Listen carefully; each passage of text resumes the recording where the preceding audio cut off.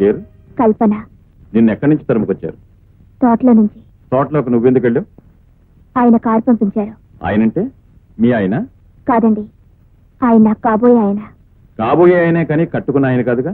Your honour, మన హిందూ సాంప్రదాయ ప్రకారం 3 ముళ్ళు పడినంత వరకు ఏ ఆయనైనా ఆయన కాదుగా, పరాయివాడేగా.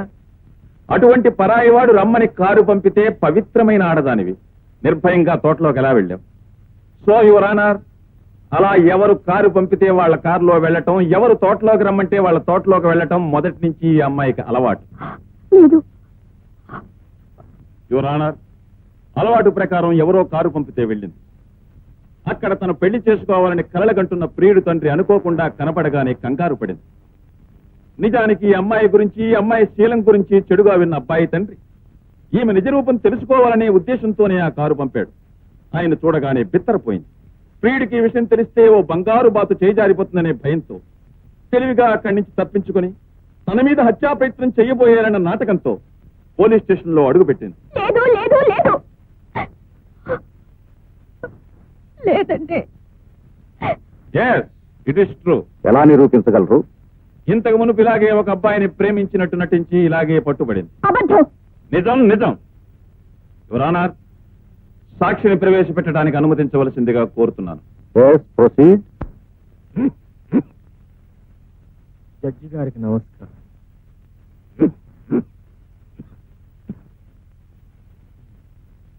దేవుని ఎదుట ప్రమాణం చేసి అంతా నిజమే చెబుతాను. అబద్ధం చెప్పాను. మీ పేరు? అర్జున్. ఆమె మీకు తెలుసా? దేవదాస్ దగ్గరికి వెళ్లి పార్వతి నీకు తెలుసా అన్నట్టు. ఆమెకు నీకు మధ్య ఉన్న సంబంధం ఏమిటి? దీపానికి వెలుతురికి మధ్య ఉన్న సంబంధం, గాలికి పూల తావికి మధ్య ఉన్న సంబంధం, కెరటానికి ఒడ్డుకి మధ్య ఉన్న సంబంధం. అంటే మనిషి కంటే మనసు గొప్పదని, ఎంతో విలువైనదని, దానికి ప్రేమే తృప్తినిస్తుందని తెలుసుకున్నాను. నేను నా మనసు కల్పన తెచ్చాను, పిచ్చిగా ప్రేమించాను. కన్నవాళ్ళని కాదనుకున్నాను, తోడబుట్టిన వాళ్ళని వదులుకున్నాను. ఆమె రాత్రి, ఆమె పగలు, ఆమె నా సర్వస్వం, ఆమె నా ప్రపంచం.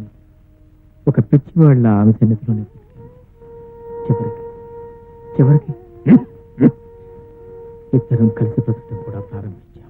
అంటే సారీ, ఇద్దరం కలిసి సంసారం ప్రారంభించాం. మనసులో కలిసిన క్షణంలోనే పెళ్లి జరిగినట్టుగా భావించాం. విడిగా కాపురం కూడా పెట్టాం. రోజులు క్షణాల్లా గడిచిపోతున్నాయి. రోజు నేను ఆఫీస్ నుంచి తిరిగి వచ్చేసరికి తల నిండా మల్లెలు పెట్టుకుని అందంగా అలంకరించుకుని ద్వారం దగ్గరే నిలబడేది నా కోసం. ఇంట్లో అడుగు పెడుతూనే స్వర్గంలో అడుగు పెడుతున్నట్టు భావించేవాడు. ఇద్దరం చెరో కుర్చీలో కూర్చుంటే తనువులు వేరవుతాయని ఒకే కుర్చీలో ఒకరి ఒళ్ళో ఒకరం చిలకా గోరింకల్లా కూర్చుని చుక్కలను చూస్తూ తెల్లవారులో మాట్లాడుకునేవాడు.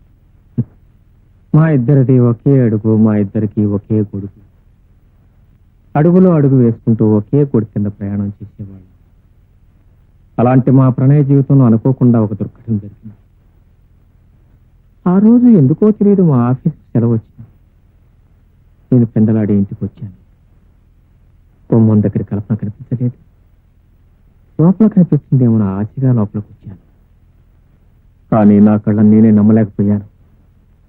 నా గుండెలు చల్లమన్నాయి, నా కపాలం బ్రద్దలైంది. నా కల్పన, నా ప్రేయస్ కల్పన, నా ఊర్వశి కల్పన ఎవడో పరాయి మగాడి హస్తాల మధ్య నా నోటితో నేను చెప్పలేను చెప్పలేను చెప్పలేను. అతన్ని తేరిపారు చూశాను.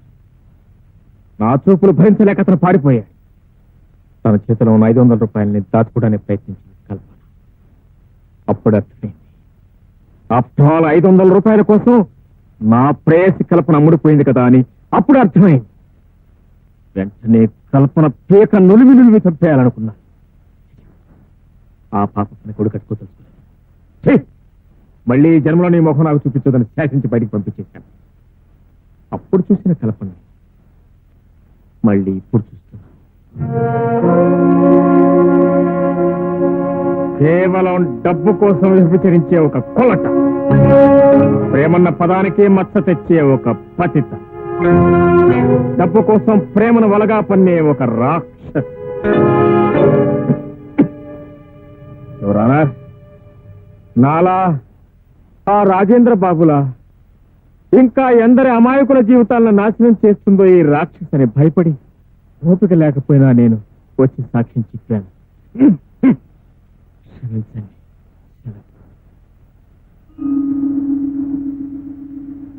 కల్పన అనే ఈ అమ్మాయిని ఒక నీతి తప్పిన ఆడదిగా కోర్టు వారు నిర్ణయిస్తూ ఐపీసీ 497 సెక్షన్ ప్రకారం శిక్షించే అవకాశం ఉన్నా మొదటి తప్పుగా హెచ్చరికతో విడిచిపెడుతూ ఆమె అర్జీని తిరస్కరిస్తున్నాం.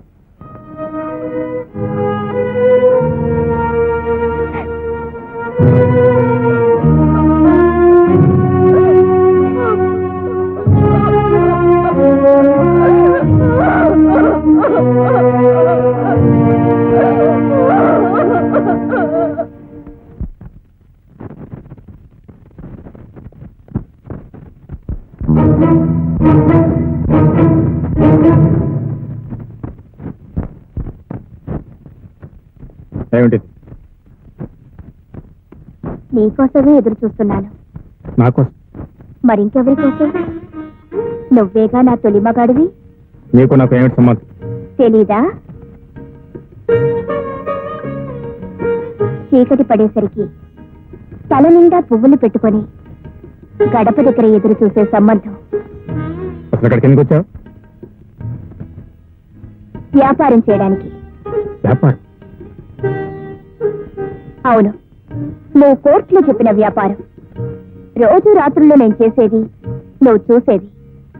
ఆ రోజు నువ్వు నా గదిలోకి వచ్చేసరికి 500 నా చేతిలో ఉంది. ఆ వ్యాపారం. ముందు ఇక్కడి నుంచి బయటికి వెళ్ళు.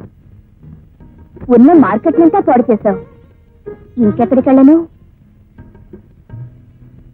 అరే, అదే కుర్చీ ఇక్కడే ఉంది.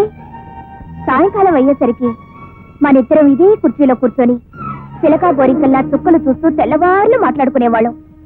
మన మాటలు పూర్తయ్యేసరికి సూర్యుడు వచ్చేసేవాడు కదూ. అరే, గొడుగు, మన గొడుగు. ఆహా, మన ప్రేమ బంధం, జన్మ జన్మల బంధం, రుణానుబంధం, నీకు నాకు ఉన్న అనుబంధం,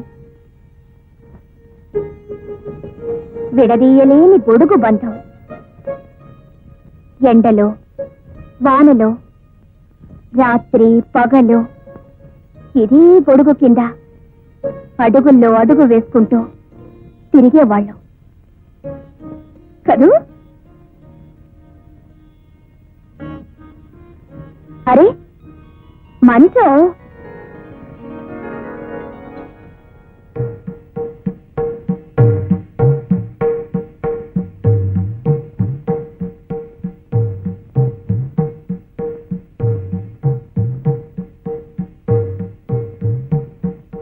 ఇదే కదూ ఆ 500 రూపాయల మంచం.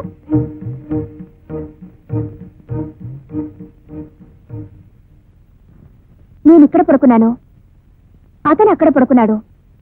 ఈలోగా నువ్వు తలుపు తీసావు. ఆ కుర్రాడు నిన్ను చూశాడు, భయపడి అడ్డించి పారిపోయాడు. అతనిచ్చిన డబ్బులు నా చేతిలో అలా ఉండిపోయాయి కదూ.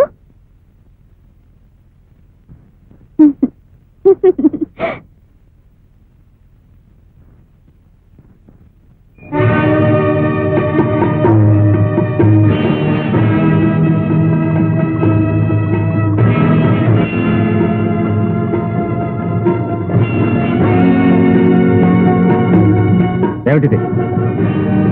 నీకు తెలిసిందేగా. నువ్వు ఆడదాను కాదు.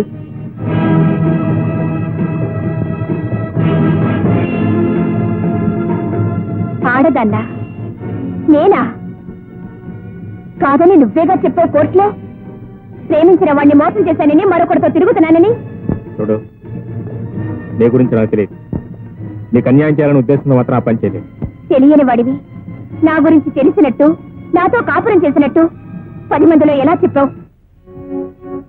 అది నా వృత్తి. నువ్వు డబ్బు కోసం ఏవైనా చేస్తావు కదూ. సరే, నన్ను ఇప్పుడు చంపాలి. ఎంత తీసుకుంటావో చెప్పు. అది నా వృత్తి కాదు. ఇప్పుడు అంతకంటే తక్కువేం చేసావు? పండంటే బ్రతుకును నాశనం చేసావు. అసలు నన్ను ఎరుగుదువా? నన్ను ఎప్పుడైనా చూసావా? నన్ను చూడకుండా, నా గురించి తెలియకుండా ఎందుకింత దారుణాన్ని కొడిగట్టావు? నన్నెందుకు బజార్దాన్ని చేసావు? ఇప్పుడు ఎలాగో నా బ్రతుకు బజార్న పడాల్సిందే. అందుకే ఆ బజారు బ్రతుకు నీతోనే ప్రారంభిస్తాను. ఆ రోజు 500కి ఎవరితోనో పడుకున్నానన్నావు. అది అబద్ధమని నీకు తెలుసు. ఆ అబద్ధాన్ని కోర్టులో నిజం చేశావు. ఈ రోజు నుంచి దాన్ని నిజం చేసి బ్రతకాలనుకుంటున్నాను. ఆ బ్రతుకు నీతోనే ప్రారంభిస్తాను. 500 నువ్వివ్వక్కర్లేదు, నేనే నీకు ఇస్తాను. పోనీ కదా? ఇదిగో ముహూర్తం పెట్టు. దేనికి సిగ్గుపడతావు? నాకు నేను సిగ్గు నీకెందుకు? అసలు సిగ్గనే పదం నువ్వు విన్నావా? దాని అర్థం ఏమిటో నీకు తెలుసా? కనీసం నీకో చెల్లి కూడా ఉండదు. ఉంటే తెలిసేది సిగ్గేమిటో, దాని అర్థం ఏమిటో. బహుశా నీకు తల్లి కూడా ఉండదు. ఉంటే తెలిసేది ఆడదాని విలువేమిటో. నీలో రక్తం కూడా ఉంటుండదు. ఉంటే తెలిసేది లోన బాధ ఏమిటో. నీ ఒంట్లో నీరు కూడా ఉంటుండదు. ఉంటే తెలిసేది కన్నీరంటే ఏమిటో. వెధవ డబ్బు కోసం అబద్ధ సాక్ష్యాలు చెప్పి ఇతరుల జీవితాలు నాశనం చేయకు. నీకు డబ్బే ప్రధానమైతే అది సంపాదించుకోవడానికి ఎన్నో మార్గాలున్నాయి. కానీ ఈ రకంగా మనుషుల జీవితాలతో ఆడుకోకు. నా జీవితం ఎలాగో నాశనం అయిపోయింది. భవిష్యత్తులో అయినా ఇంకే ఆడపిల్ల జీవితంతోనూ ఆడుకోకు.